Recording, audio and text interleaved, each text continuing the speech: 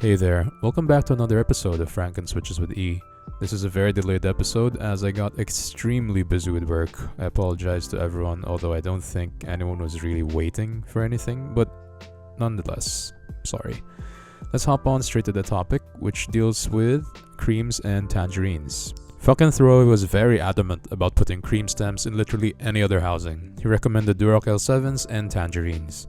Not Sam14 chimed in by stating that I should try cream stems in GAT Milky, non-Milky, and Tealio housings. At this point I figured I may as well throw in the Xylants and see how that feels. Filtered Mind wanted to specifically know if the audible scratching noise disappears when an Automus Silent White switch is thrown in a tangerine housing. Racklack wanted to have the U4 stems from Bobas placed inside the tangerine. Xeon3175X wanted to see and feel what a dark tangerine of the 67-gram variant would feel in a Kiwi housing and vice versa. Ink Driller wanted to know how the Halo or T1 stems would feel on tangerines. Let's get started with the swap between the creams and the L7s, both smooth, linear switches in their own right. What I found is that the cream stem being placed in the L7 housing was even smoother than its stock cream counterpart. On the other hand, it didn't sound as satisfying for creams, but sound is always subjective and it's a matter of preference. So if you prefer the sound of L7s over the cream housings, then this is a great switch for you, but personally, not my thing. As for the L7 stem in the cream housing, it got really rough. It felt like a stock cream, if you know the scratchy and chalky feeling. It's precisely like that. I don't know if it needs a bit of breaking in or extra lube, but I would not recommend it. So now let's move on to tangerines and creams. When I placed the stem of the cream into the tangerine housing, to no one's surprise, it was a very smooth switch. Although the sound is a bit lackluster, it pretty much sounds like tangerine. Nothing too special. However, I found something very special placing the tangerine stem in the cream housing.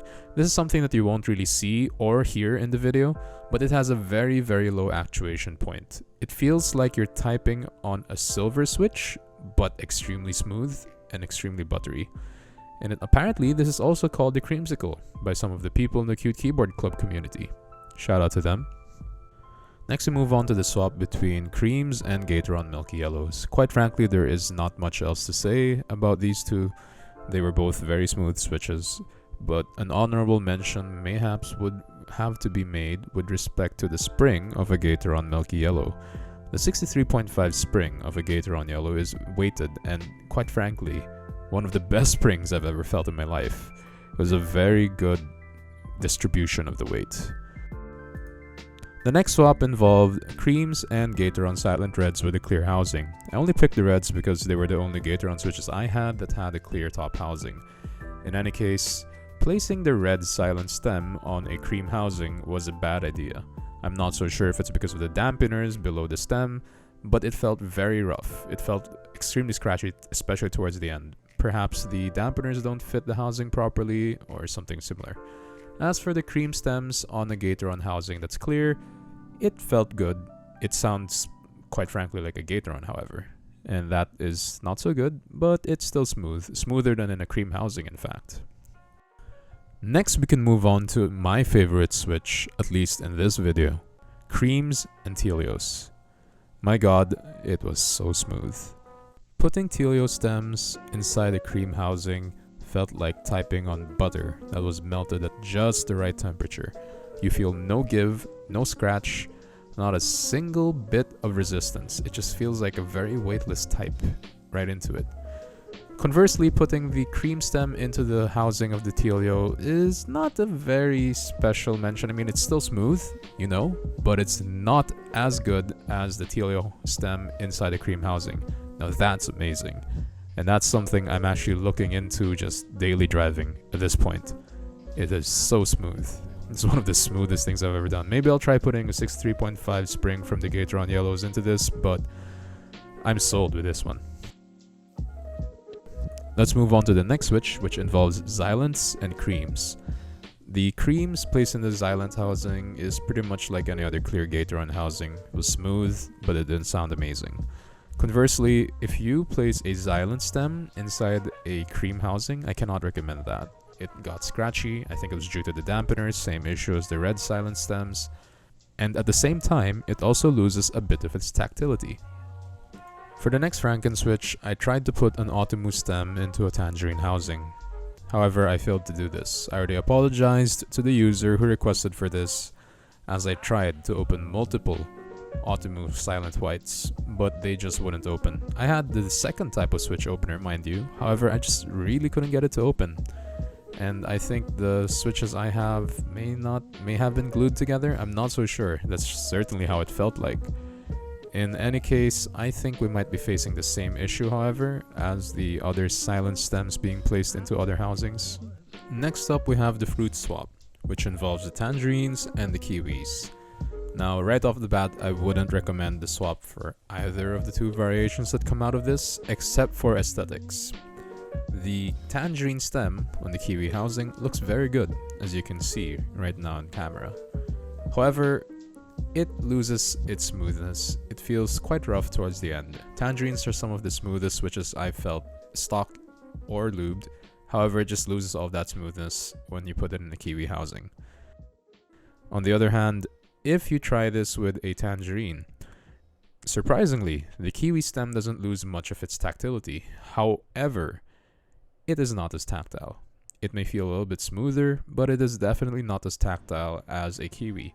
In summation, you have two pretty looking switches. However, they're not that special. They don't sound that good, nor do they feel particularly excellent. The next stem swap actually just straight up failed. This is between tangerines and bobas. So if you put a boba stem inside the tangerine housing, it'll look fine, but it actually doesn't actuate.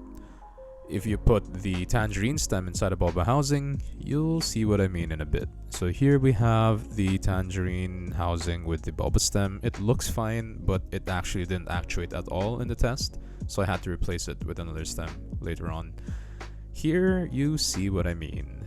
The stem just doesn't fit properly in the housing, and I didn't even bother trying to see if it would actuate since it's not practical to have the keycaps sunk. So next up, we have the swap between the Fecker Holy Pandas and the Tangerine switches. Now, I would not recommend this swap to anyone at all. What ended up happening was if you put the Tangerine stem in the Panda housing, it just gets very rough. And it doesn't feel good at all. No amount of lube was able to save this, it just didn't feel good. On the other hand, if you put the Panda stem inside the Tangerine housing, it loses pretty much all its tactility. It feels pretty much like a brown switch, in which case, why not just get a brown switch? Doesn't even look good. Next up, we have the T1 and the Tangerine swap. Putting the Tangerine stem inside the Duroc T1 housing doesn't really yield any remarkable result. It's a good linear, but so is Tangerine. It's not something that is particularly smooth, nor does it sound particularly good.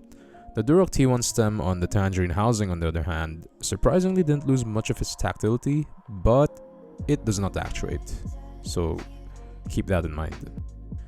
That brings us to the conclusion of this video.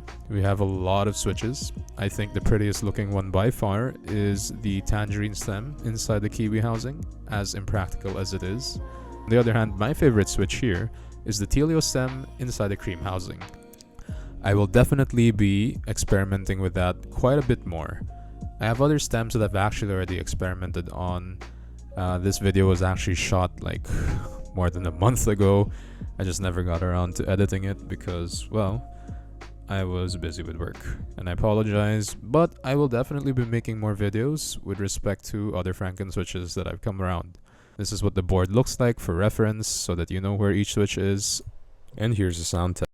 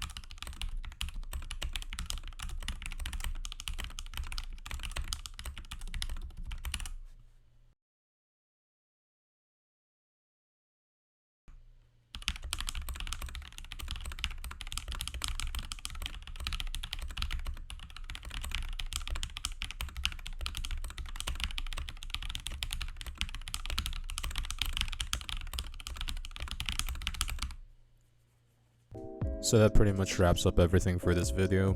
I hope that you got to learn what you wanted to learn from it, especially to those who requested. I'll still try to post something similar, although maybe I wouldn't try to do it too consistently anymore. I just get a little bit too busy. Again, apologies for the delay of the video. It's been so long that the keyboard that I used in this video is actually already no longer with me. I've already sold it to somebody else. And I've pretty much had like 5 new keyboards, and I've sold like 5 other keyboards, and there's like 3 new keyboards coming to me. You know how it is in the hobby.